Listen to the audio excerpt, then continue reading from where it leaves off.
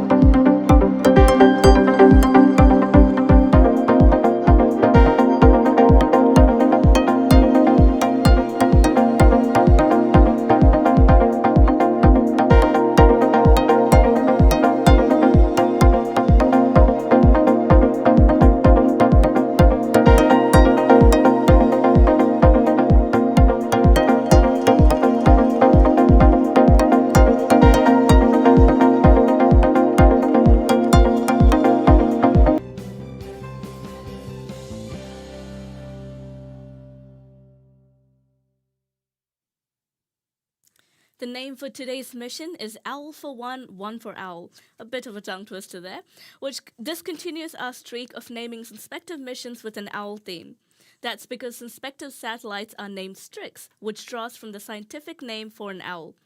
Owls have highly developed hearing and vision, allowing them to forage even in total darkness and being able to see at night, very similar to these SAR satellites.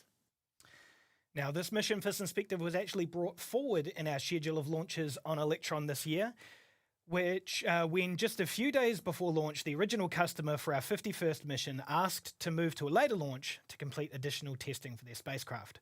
Now, responding rapidly and being flexible for our customers is nothing new for us, so with rockets at the ready, we were able to leapfrog to Synspective and get them to the pad sooner. Now, flying dedicated means customers have flexibility over the launch schedule so that their satellites aren't left behind if they miss a launch deadline like on traditional rideshare missions. This is our responsive and tailored launch service with Electron at its best, demonstrating a win-win for both our other customer, and Synspective. All right, coming up next will be the no-go poll for this mission, run from mission control by our launch director, Julia Wimbacher. They will check in with each operator on console for the no-go decision on whether to proceed towards liftoff, based on the status of each system that they're monitoring. We're looking for all goes from our operators to move forward. Let's pull up the audio channel from mission control now to listen in.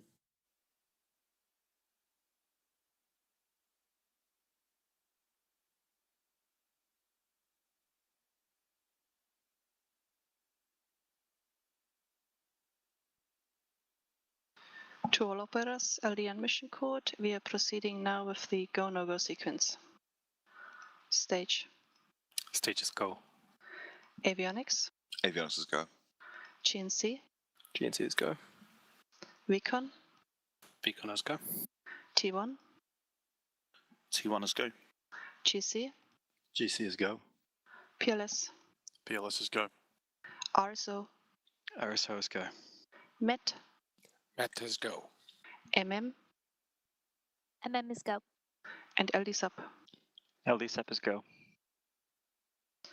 The go-no-go sequence is complete. We are currently T-minus 11 minutes and 21 seconds in counting. We go for the terminal count order sequence at T-minus 10 minutes. From this time, the 3-word hold procedure is in effect.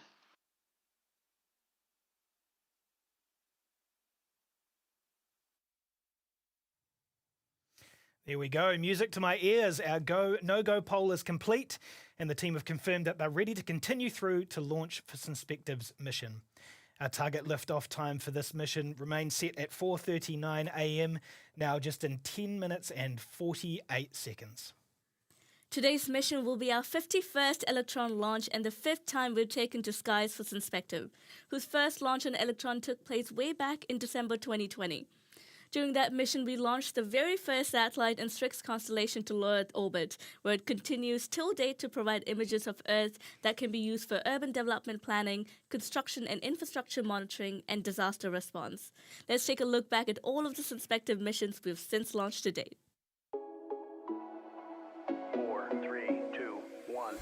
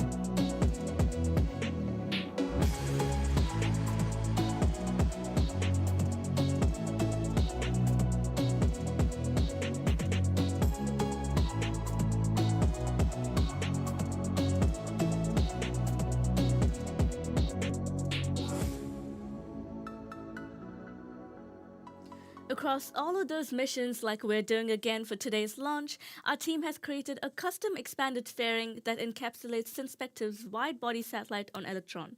We'll also be performing an advanced mid-mission maneuver with Electron's kick stage that will shield the StriX satellite from the sun and help to reduce radiation exposure ahead of payload deployment. And we have plenty more missions with Synspective to look forward to after recently signing our largest launch agreement to date with them for another 10 launches. Just a couple of months ago in Tokyo, Japan, our founder and CEO, Sir Peter Beck, met with Synspective's founder and CEO to announce the agreement, which comes on top of 2 other launches for Synspective, one of them today's mission, which had already been booked to launch this year from Launch Complex 1. Now, including the missions we've already completed for the company, that's 16 launches in total that are on the books for Electron and Synspective. With these dedicated launches on Electron, Synspective has control over the launch schedule and the deployment parameters for each satellite, allowing them to build out their constellation on their terms. And speaking of tailoring things to our customers' needs, you might have noticed the fairing for this mission looks a little different than usual. The bubbles or bumps that you see protruding from the standard fairing are specially designed to accommodate the unique shape and form factor of Synspective satellite. It's not the first time we've tailored an Electron's fairing to meet customers' needs. If you've been watching us closely, you'll occasionally see extra tall ones, extra pointy ones, and on occasion, slightly bubbled ones like this one. Being able to tailor our fairings to mission-specific requirements opens up the range of spacecraft we can fly. Just another way Electron has changed the game for dedicated small launch.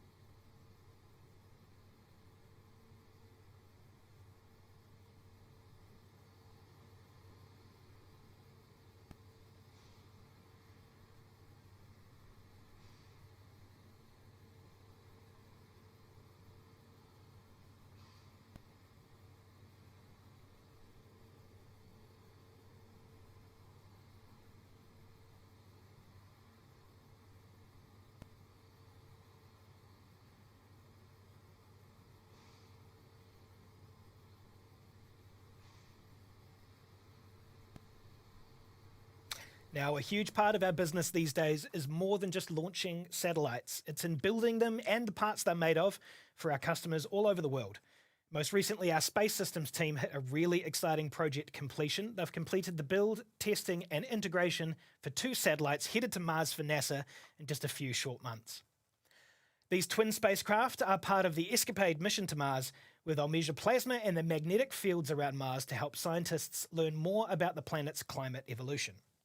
We've built these spacecraft for the University of California, Berkeley Space Science Laboratory.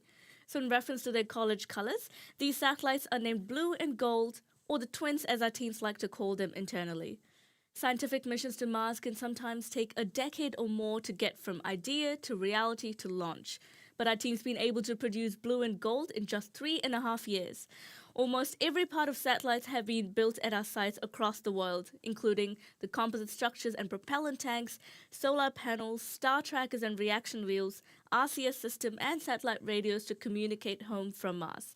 We can't wait to see them arrive to Cape Canaveral for launch vehicle integration in August. The countdown to Mars is on. Now, while missions to Mars require deep expertise, sometimes it's not all about rocket science. And for some of our open roles in rocket and satellite production, it's not all about being a rocket scientist either. As we scale up our facilities and take part in bigger missions, we're looking for people to join the team on our factory floors, helping us to supply the satellite industry and build the rockets that'll take them to space. If you have the drive, willingness to learn, and some translatable skills from other industries, then we want to hear from you. All of our new production team members complete our Rocket Lab Academy and are trained on the ins and outs of our vehicles and systems and processes. There's a place in space for you, or at the very least, in our production facilities to help us get there. So check out our website for some of those open roles in production today. We're now in the final moments in the countdown to liftoff. Very soon, in T-2 minutes, the rocket's flight computer will take over and run through the final launch preparations and actions. The team will continue loading Electron with liquid oxygen into its first and second stages. At T-1 minute and 30 seconds, when the propellant loading is complete, we should hear a call-out from mission control that lock system is in circulation. Soon after, we can expect Electron's first and second stages to be fully pressurized and ready for launch. The clock will continue counting down, and at T-10 seconds, our launch director will begin the countdown to liftoff. Let's hand it over now to mission control. Avionics LD. Sequence 58 is complete. Copy, thank you.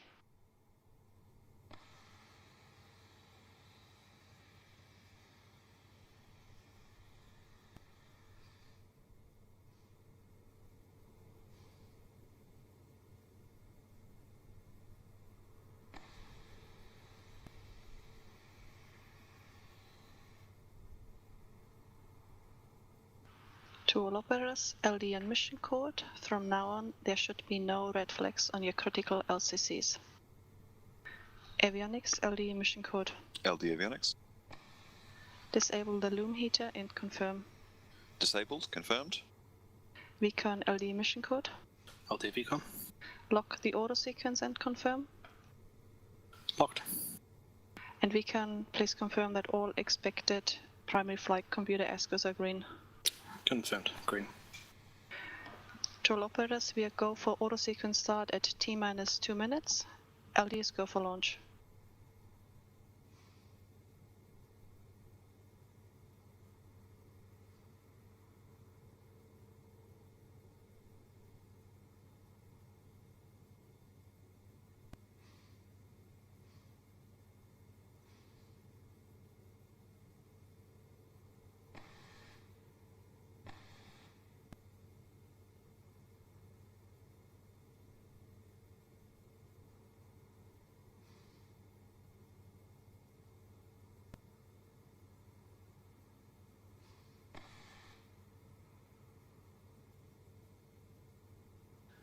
All vehicles fully on internal power. AFTS is green, enabled for flight.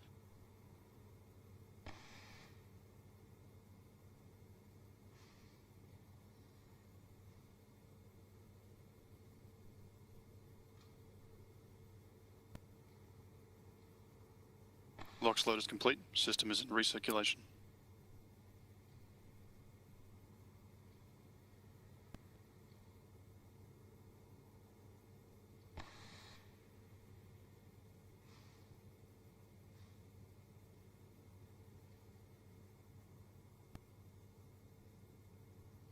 Anti-geysering is disabled.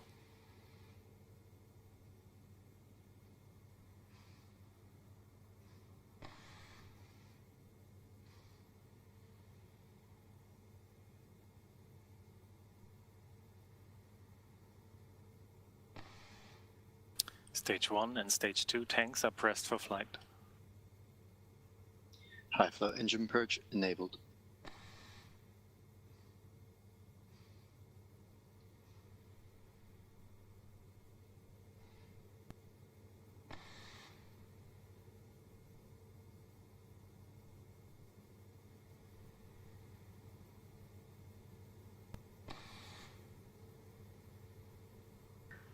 And T-minus 20 seconds and counting.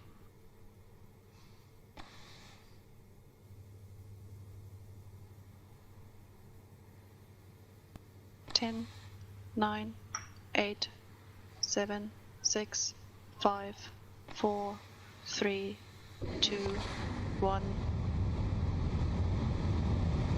Liftoff.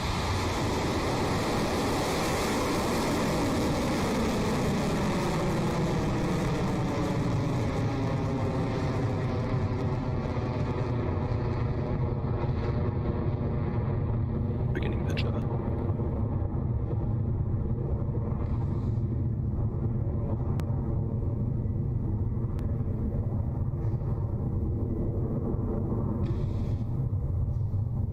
Stage 1 propulsion nominal. Our 51st Electron rocket is soaring off the pad and on its way to space for Synspective. Electron is quickly coming up on its first mission milestone to pass through the point of maximum aerodynamic pressure against the rocket, otherwise called out as Max Q from Mission Control. We'll listen out for that now. Electron is supersonic, approaching max Q.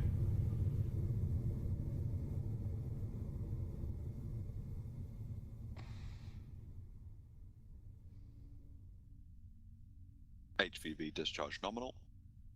Cleared max Q. That was the call we were waiting for. Electron has cleared max Q and is continuing nominally on its journey to space. We're now past 18 kilometers in altitude as the rocket reaches speeds of more than 2,300 kilometers an hour. Up next will be 3 actions that take place quickly one after the other.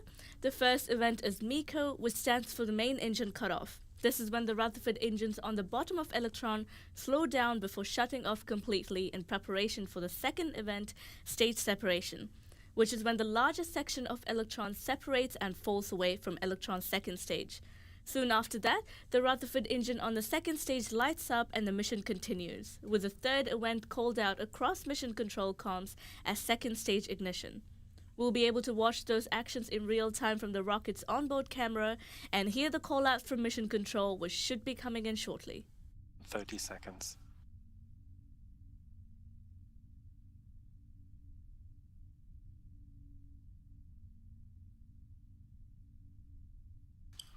seconds to staging. Entered burnout detect mode.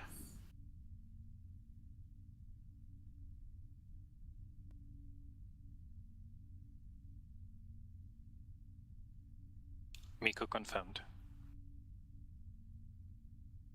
Stage separation confirmed. Stage 2 ignition confirmed. There we have it, a successful MECO, stage separation, and second stage engine ignition for Electron and Synspective. Electron is traveling at more than 7,600 kilometers an hour and now at 102 kilometers above Earth. Our next launch event will be the separation of Electron's fairing when the nose cone splits and falls away, exposing Synspective's StriX satellite to space for the first time.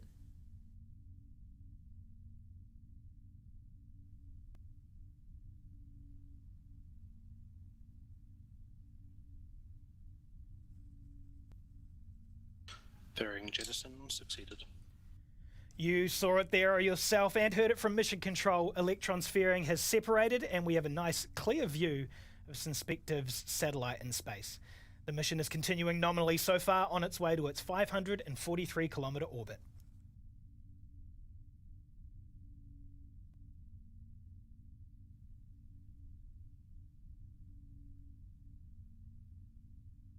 Guidance is nominal.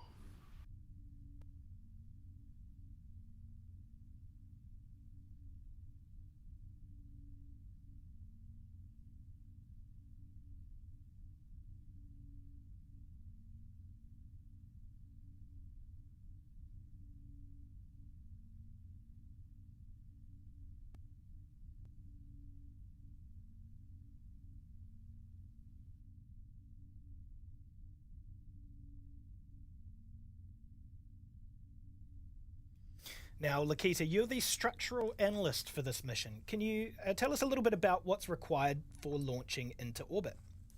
Sure. So, in short, our team works on ensuring that the rocket would survive the harsh launch loads. For example, the new custom fairing that we talked about before would change both the structural and dynamic loading on the vehicle. In other words, the force and vibrations the rocket would experience throughout flight, like at max Q. And all the components on the vehicle also need to be tested to these loads. So our job is to define these loads and analyze the strength of the vehicle and components within to make sure they can handle them.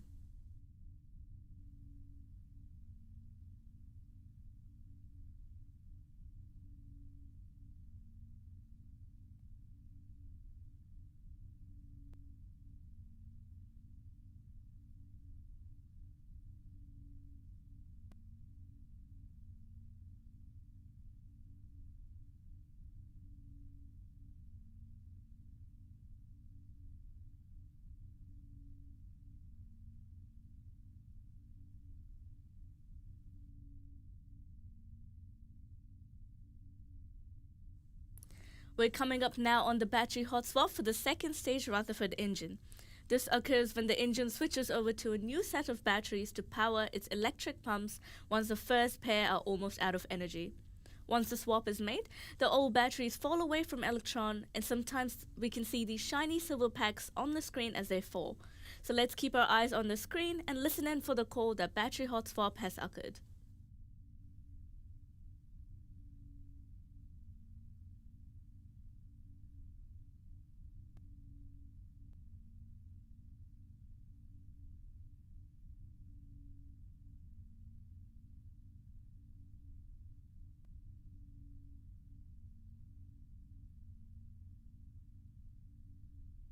Hot swap successful.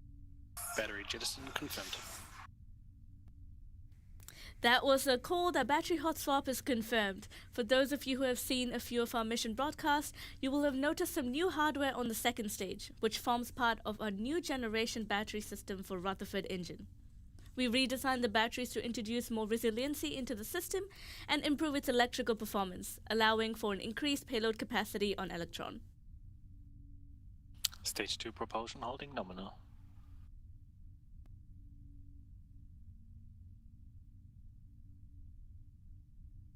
AFTS is saved.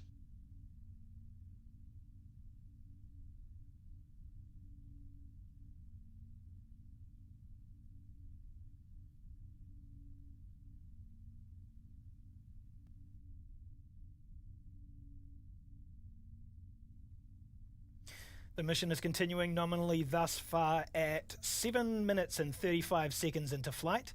Now, if you take a look at the dials on the top right of your screen there, you can see Electron is accelerating past 19,000 kilometers an hour on its way to Mach 16. But what does that mean? Well, it means it's fast. Really, really fast. Orbit is basically a constant state of falling. So in order for us to try and combat the force of gravity trying to bring us down, we have to exceed speeds of 27,700 kilometers an hour.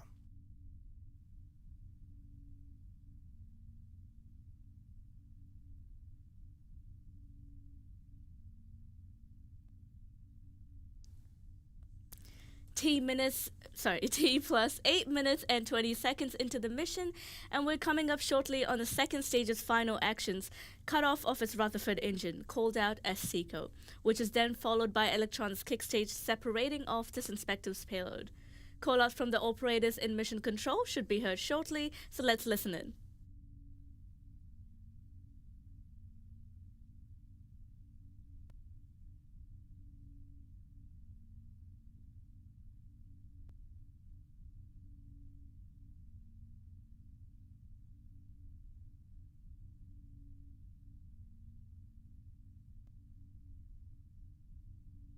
SECO confirmed.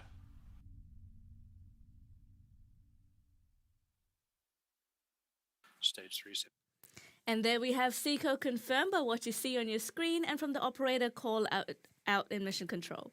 The kick stage with Synspective's payload has also successfully separated and is now entering what we call a coast phase. With the kick stage released into an elliptical orbit around Earth, it needs to complete a half lap of Earth before it can be propelled onto a circular path by the kick stage's Curie engine. Once in place on a circular Earth orbit, the kick stage will be ready to release Synspective to its destination in space amongst its constellation. From Earth to orbit in 9 minutes and 7 seconds. Not bad, really, is it?